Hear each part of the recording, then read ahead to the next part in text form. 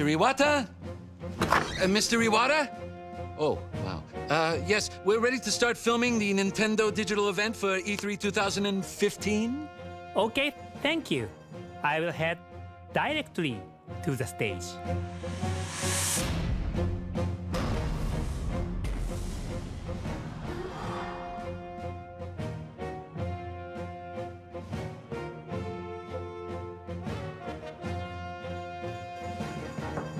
Reggie, are you ready for the digital event?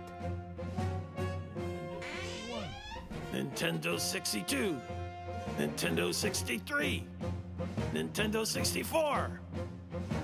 My puppet body is ready. Huh?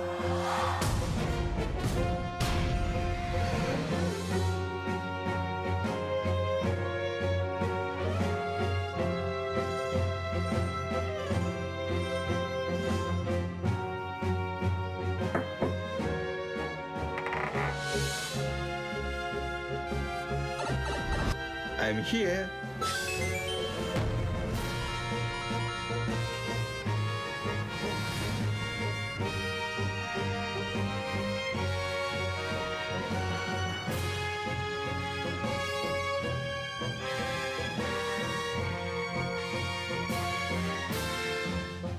Mr. Miyamoto? Oh, yes.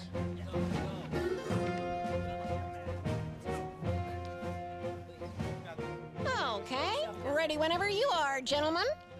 I just have to remember my words. Huh?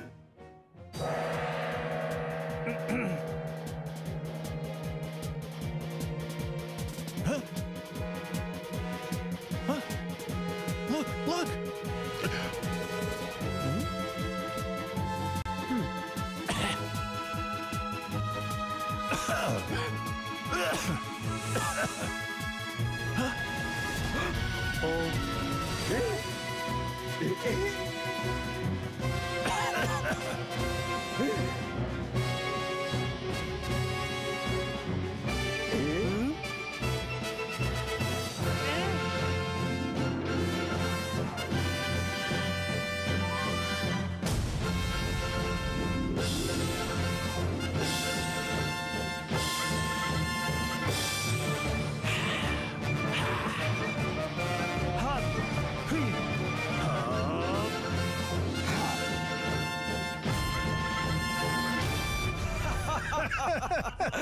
Hey, Fox, do a barrel roll. Yeah, come on, Fox. Do a barrel roll. Yeah. Barrel roll? I can do better than that.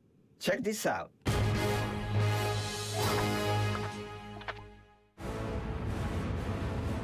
Entering Corneria's orbit.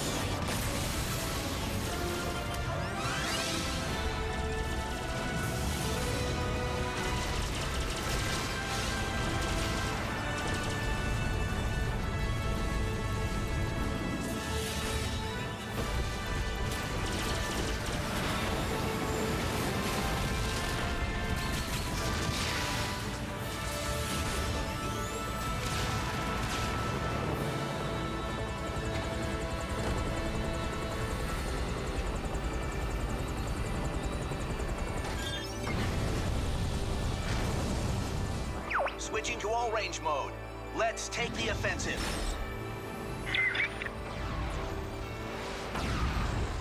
Do a barrel roll.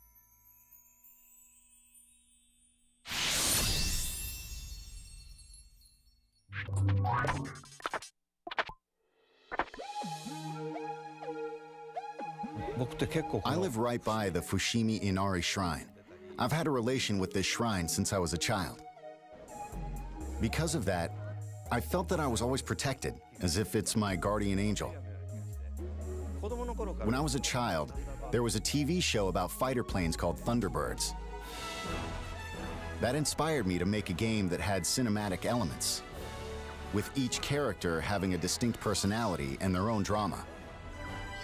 That would be reflected in the dialogue and appear in scenes like where a cool character and enemies would appear. I'm here for a job, of course, and looks like I get to have a little fun. When it came to talking about details regarding how to make the main characters look and feel, we talked about all sorts of types of people. But ever since I was in school, I drew comics with caricaturized humanoid animals and decided that the characters in this game should be based off animals. I then talked about it with Imamura-san, the designer, and we thought about the fox image. Then I thought, let's try making a fox the main character. We're entering Corneria City now. When there's an arch, you want to go under it, right? That's the kind of game I wanted to make. Thinking about the shrine, this place is known for the row of arches. So we went with this idea to create a game where you would fly through different arches. Star Fox is a game where you use a control stick, like the one you'd find on a plane. When you fly a real plane, you need to pull back on the control stick to fly up, right? Similarly, you can use the gyro on the gamepad to look all around and feel really immersed in the game. We'd like people to play as if they are flying a real plane. It's really exciting. For Wii U, with its 2 screens, we experimented with gameplay with ideas before this iteration of Star Fox. There were 2 screens that each serves a specific purpose. For example, we've tested using one screen for a more cinematic view and the other for gameplay. The Wii U gamepad has a gyro, and it's a big reason we decided to make this game. It's a cockpit view, so it feels like you're in the cockpit like this. You can aim by moving the gamepad around. In the other Star Fox games, you play by controlling your plane in third person on one screen. This time, the game world is shown on the TV and you can focus in to aim on the gamepad. By using 2 screens, you can see yourself flying in third person on the TV while shooting down at the enemies below you from the cockpit view on the gamepad. You can be really immersed in the experience, so that's something I hope people can check out. On the Nintendo 64 system, you had to use a lot of buttons. But now, with the Wii U gamepad, you can use 2 sticks to do things like speed up and flip around. There's only one button to fire all the different weapons. So there are 4 buttons left, and with that, we thought, why not use these buttons to make the R-Wing transform? And let's use one button to do flips and the other for a U-turn. The R-Wing transforming into a walker, that was in Star Fox 2. But since that game didn't make it out, I'm glad we were able to have it appear. The R-Wing transformation mechanic actually looks like it makes a lot of sense. There's the Landmaster, and also the Gyro Wing, which adds a lot of breadth to gameplay. With it, you can perform a lot of tasks as Fox. You can also play different stages with other vehicles too. So I hope you'll have fun trying out courses with different vehicles even after you clear the game.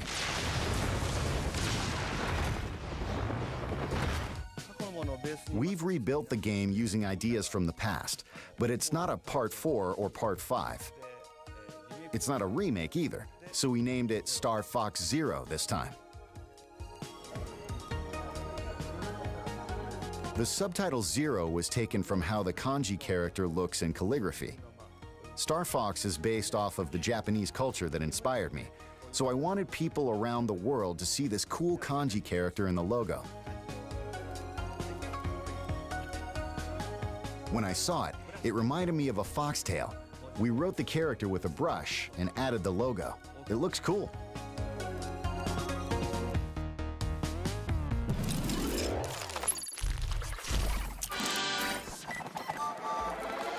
Hi, and welcome to Nintendo's digital event for E3 2015.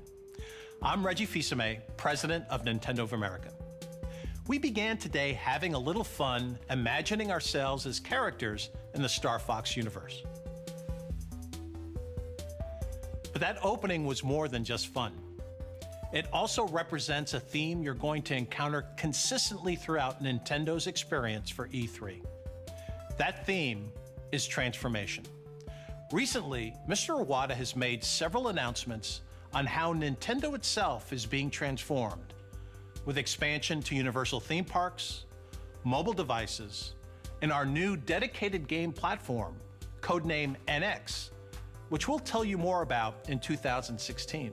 Today, our purpose is more immediate, to focus on the transformations you'll be enjoying right inside your Nintendo gameplay in the coming months. If there's a secret to the longevity of Nintendo franchises, it is transformation. We never let them stand still. There always has to be something new, something compelling. And that even applies to the game Super Mario Bros., which is celebrating its 30th anniversary in 2015. To say he's been transformed over the years is obvious, but along the way, he's also transformed gaming, from establishing the platforming genre on the NES to the 3D world of Super Mario 64. Later this year, Super Mario Maker will take the next step by turning the essence of game creation over to you, our fans. Now, players will become creators as you build your own Mario levels that can be shared globally with friends. And who knows, maybe even I'll be playing, and of course beating, your latest creation. Finally, nothing in our history has transformed our franchises quite like Amiibo. And as you'll find out this week, there are more new Amiibo on the way and more games for them to inhabit. In fact, right now, let's see how Amiibo are about to show up in a totally unexpected way.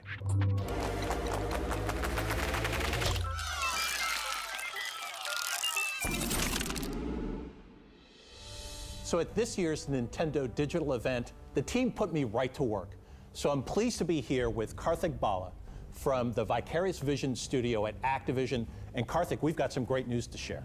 Yeah, so the hallmark of the Skylanders franchise has always been deliver brand new innovation and the highest quality game experience. For the first time, we're bringing a whole new toy category to life. We're bringing vehicles to life this year with our new game, Skylanders Superchargers, and really blending it to this epic vehicle adventure. But there's more to it, right? We've got 2 unexpected guest stars.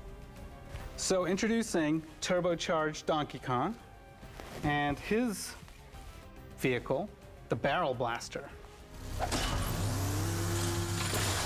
We also have Bowser. This is Hammer Slam Bowser, and his vehicle, the Clown Cruiser. Bowser is always my favorite. I don't know why people say that I look like Bowser and at times act like Bowser.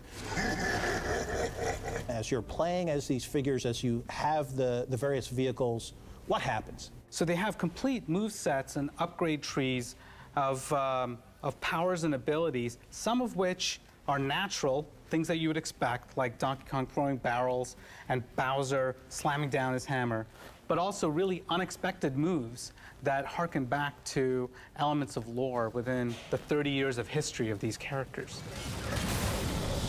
What else can these figures do? If you put the figure on a Skylanders portal, they act as a Skylander, but you can twist the base and switch it to Amiibo, and it can be used as an Amiibo in another Nintendo game. So again, these characters, these vehicles, only playable on Nintendo. So as you go through this collaboration with Nintendo, a company that is very protective of its franchises, that always likes to have total control, what was that like in terms of working with us to bring these fabulous experiences to life? We're such big Nintendo fanboys, and I think we may have been a little too cautious at first. We wanted to have a form of Bowser where he became really big, and we pitched the idea of using Giga Bowser, and this is when the Nintendo team said, no, do something different, something new, and we created Magma Bowser, right? Who's never been seen before, and his fire breath just becomes this insane flamethrower. We wanted to set the Koopa on fire, and they said use dry bones. Right. And so dry bones, and they said, well, here's all the material for dry bones, and it was just building on top of that, and we just didn't You know, we didn't think that we were going to get away with all of this stuff. Karthik, thank you so much for sharing this information. And throughout the entire week, we're going to be sharing more and more information. You and your team are going to grace us at Nintendo Treehouse Live, and there's going to be a lot more information to share. I'm super excited. Fantastic. Thank you. I wonder what's next.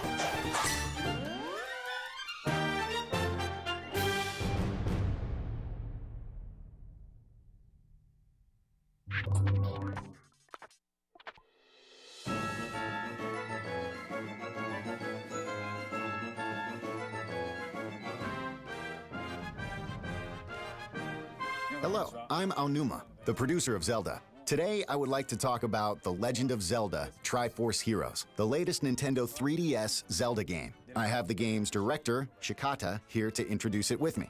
Hello. I wanted to focus on multiplayer and co-op.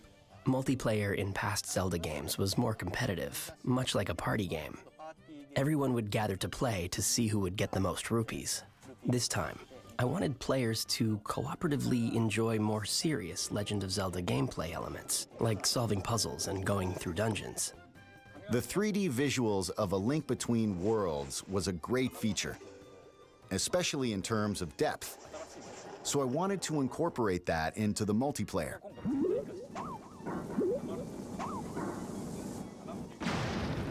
So that's why we came up with the totem mechanic. Co-op was fully realized with the totem mechanic.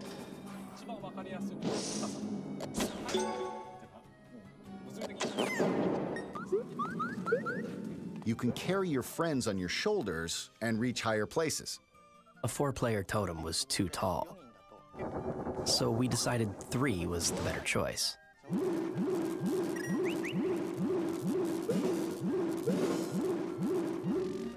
For single player, there are supporting doll-like characters. There are 2 of them, and you can beat a level by switching between Link and these 2 dolls. The story starts in a kingdom that is just full of fashion-savvy people. Then, we find out something has happened, so the king is looking for a hero who could help. So different players are each claiming to be the hero, and so it begins. Using items to defeat enemies and conquering dungeons is a familiar staple from other Zelda games. So it should appeal to fans of the series. This time, there's also a fashion element, where you collect items to create new outfits with new abilities. By buying and equipping these different clothes, your abilities change. So the same courses will offer different experiences depending on what you wear.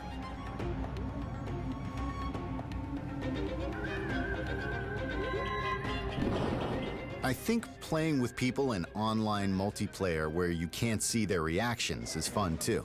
I hope people invite others to try out the game with them as well.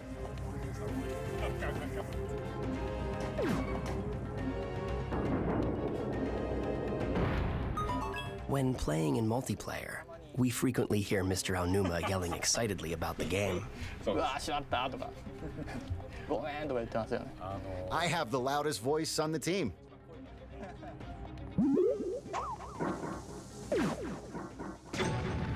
Also for Nintendo 3DS, we have another new game. Last year, we had the Wii U version of Hyrule Warriors. We're now developing a 3DS version. This game is a reimagining of the Wii U game. It will include all the DLC characters from that one.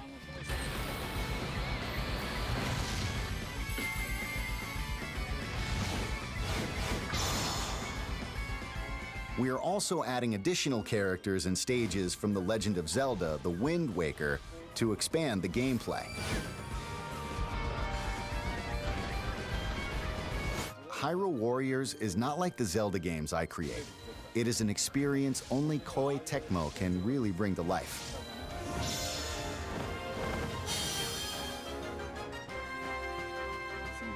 I hope you will enjoy Hyrule Warriors Legends, as well as The Legend of Zelda: Triforce Heroes on Nintendo 3DS.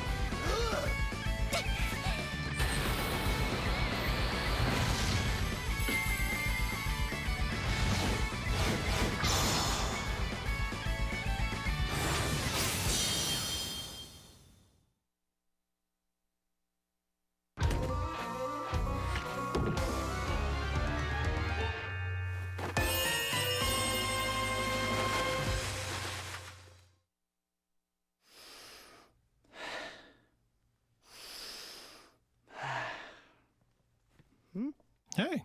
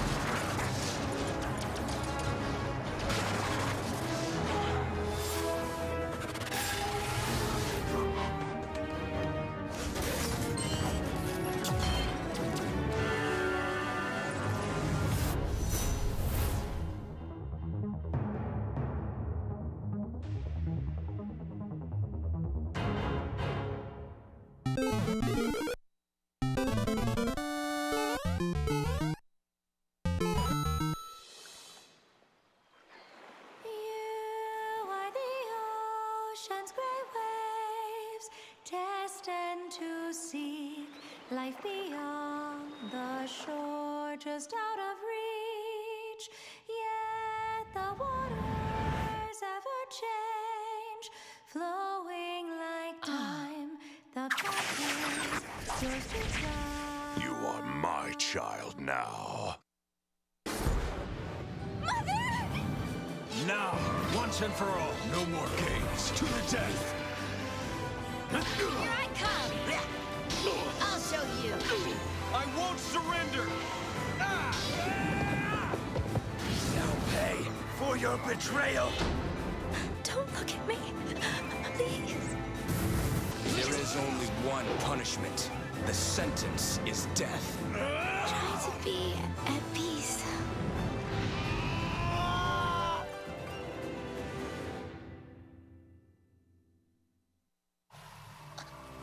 Kill me if you want, but do it as yourself. お願い、シーダ。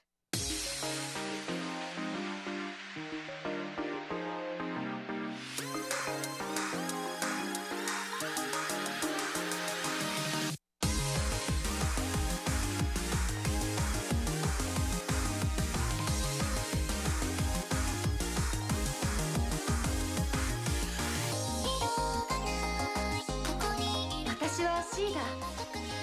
あなたは翼という名前なの？人類の天敵に対抗し得るもの、それがミラージュマスターよ。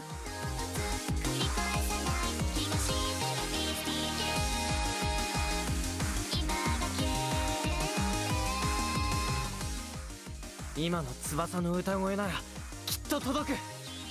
だから歌うんだ、翼。行こう、我が友五木よ。オリベ翼、17歳です。心を込めて歌います。ええ、翼の本気を見せてあげて。背中は任せだぜ。かけるぞ、誰よりも早く。ロードのマスターが現れた。ついに始まるのね。私の出番ね。努力、才能よ。どうしたの？お姉さんに何か用かしら？きっとお兄ちゃんたちなら大丈夫。頑張って。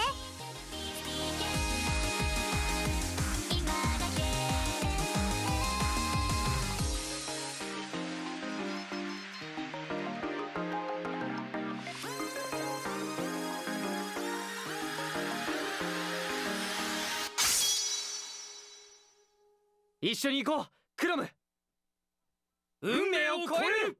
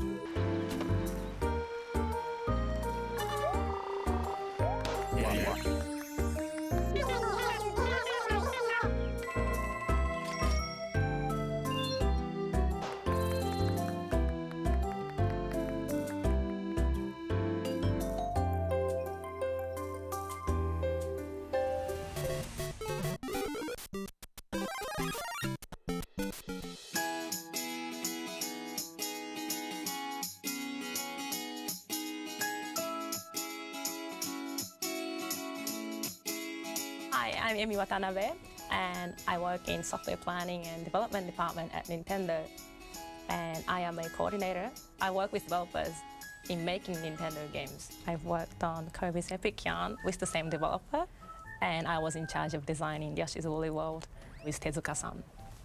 Working with Tezuka-san is very inspirational. He is the leader of this project. At the same time, he has the perspectives of the player, so he has both elements, the leader and the player. At first, I decided to make some Yarn Yoshi just for fun, because I'm not a programmer or an artist, so I wasn't able to make something in the actual game. And the development team was really working hard. So I thought to myself, well, is there anything that I can do in some way to help this game? I went home and got some yarn, and I decided to make my very first Yarn Yoshi. When I brought it back to the office, the smiles on the face of my colleagues really struck me. There was this proposal made at Nintendo saying that maybe for a game like this, a plushie amiibo would be more fun to have, because it goes well with the vibe of the game. And when I heard that, I fell in love with that idea and decided to make more Yarn Yoshi prototypes. Yoshi himself is made of yarn. The shape of his body transforms into different shapes. So he turns into like a propeller when you jump, and he turns into a mallet when he does the ground pound. But also the world itself is in yarn and fabrics and lots of textiles. We have places in the game where you can unravel, and you can also knit platforms. And in this game, the enemies are made of yarn as well. So when Yoshi swallows them, they turn into little yarn balls instead of eggs. Well, most of all, we want the game to be fun. Yoshi's Woolly World provides plenty of challenge if you try to go for 100% completion. But also we wanted to have lots and lots of people enjoy the game, and those lots of people have different expectations on the difficulty of the game. And for us, what's so special about Yoshi games is that the difficulty level is all up to the player, because if you just want to have fun, you can just run through the levels. If you think you're a more advanced player, you can set the challenge a little higher by collecting lots of items, and that provides plenty of challenge in this game. We are very confident that the game provides both the challenge and the fun. Its co-op mode is designed so that the user can decide how they want to play with their friend. So you can either cooperate with your friend, you can help each other out, you can swallow the other Yoshi, turn him into a yarn ball, and then throw it to high areas so that the other Yoshi can reach that area. So you can do a little bit of a competition with your friend, you can be a little mean. If you have an amiibo, and if you use it in Yoshi's Woolly World, then Yoshi's design turns into that amiibo character. So for example, if you have a Mario amiibo, you can get a Mario Yoshi, which is a Yoshi in Mario pattern, in Mario design. So if you have an amiibo at home, maybe you can have fun trying out different characters. In this game, when we turned Pucci into yarn, he was really cute. So that's why we decided to have him again in this game. He barks when there's an important item around you, so he's a quite useful companion to have. Even after you clear the level, it's really fun to go back, revisit that level, because there's always something that you missed out on.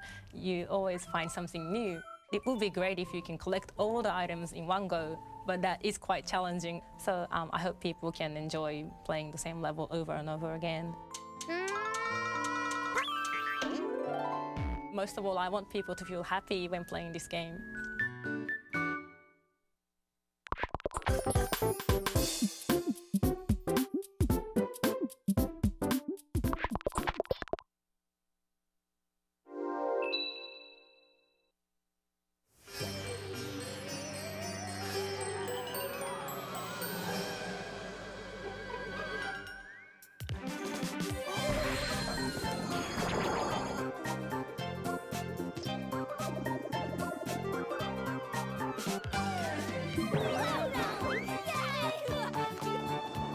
This is the line. Think you understand yokai a little better now?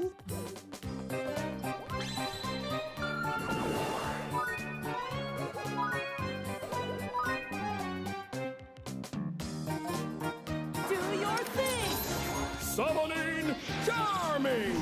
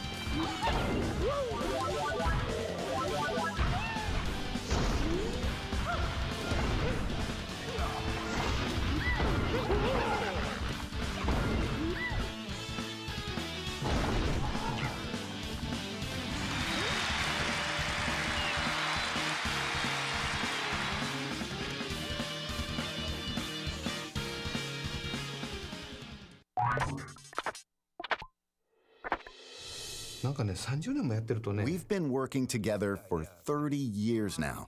If there's 3 ideas presented to both of us, we pick the same one. As the years went on and we made more and more side-scrolling games, we had to create a more advanced tool to design them with.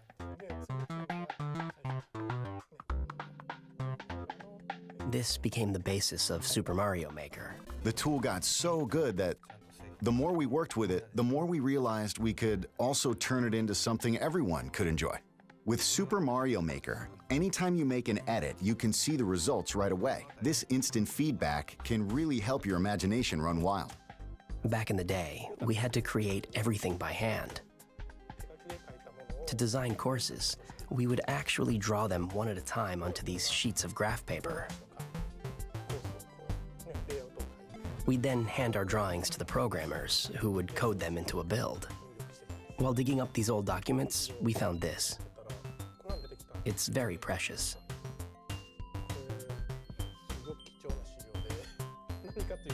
When we first thought of the idea of Super Mario Brothers, we had a concept of land, air, and sea. See this old sketch of Mario throwing fireballs from a moving cloud? You can now do that in Super Mario Maker. You can even control where the cloud flies. In the old days, when we needed to fix or change part of the course, it would get really messy if we tried to edit the original drawing. So we'd put this see-through paper on top to make edits. A lot of things might look familiar, but you can combine various elements from the different games to create entirely new stuff. Like stacking different enemies on top of each other to make a huge tower, and then putting a bullet bill on top.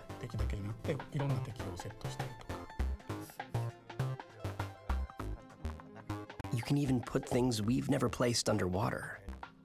Right, there are some enemies that don't normally appear underwater, like Goombas. When you put one underwater in Super Mario Maker, it will swim like a small shrimp.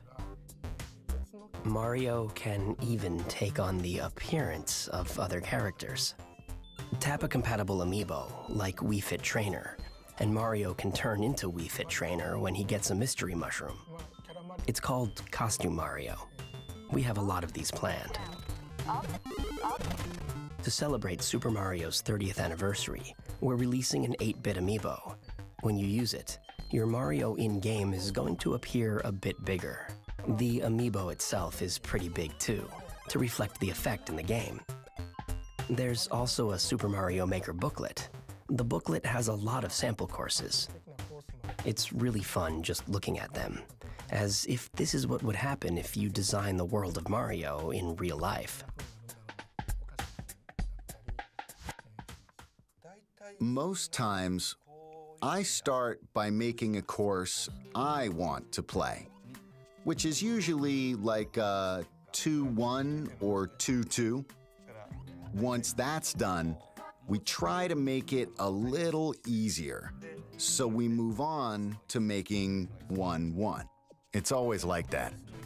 I may come across as a mean person by saying this, but in 1-1, there's a Goomba, which is clearly an enemy, but there's also a super mushroom, and you might run when you first see it. You run, but there's a block above, so you can't run. So if you jump, the ceiling is low, so you usually hit it.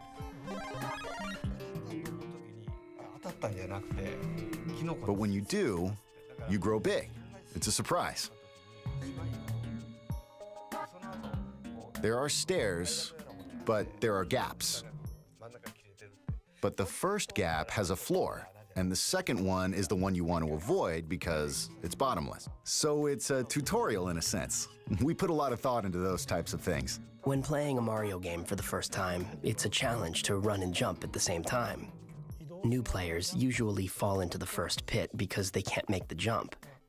But they learn from it. They usually fall into it because they can't make it. It's like game design training software. Try it if you want to get into game design.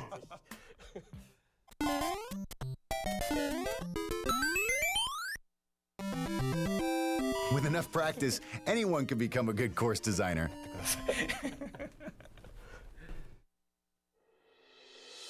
Earlier I said that Nintendo's experience for E3 is all about transformation.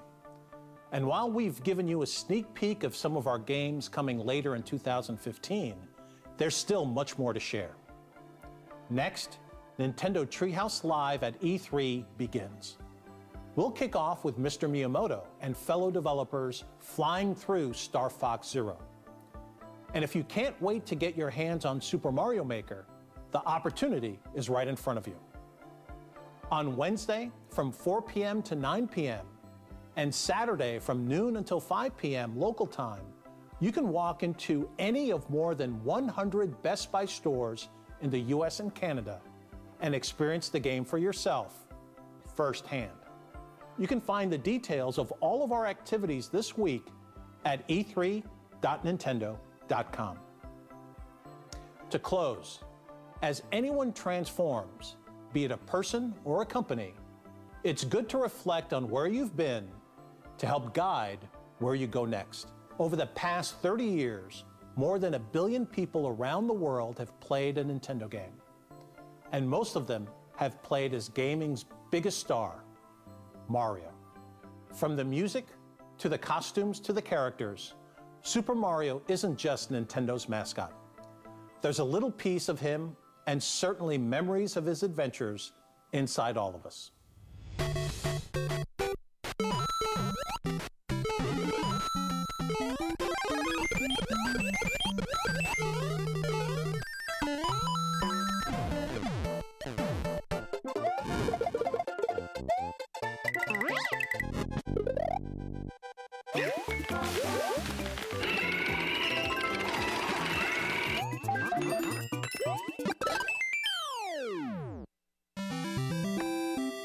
Oh yeah, Mario time!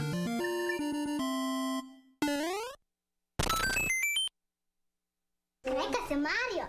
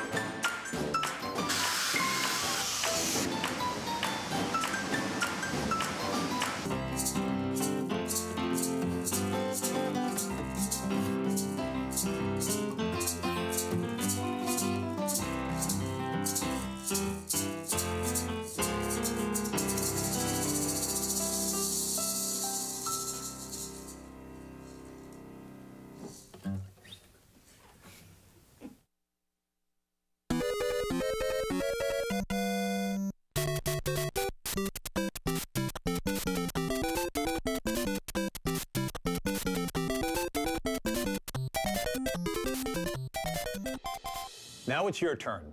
Visit LetSuperMario.com and help us celebrate his 30th anniversary by submitting your own Super Mario video. And do it for a good cause, with Nintendo making a donation to the nonprofit group Operation Smile. Visit our site for details. Let's have some fun, let's support a great cause, and let's Super Mario.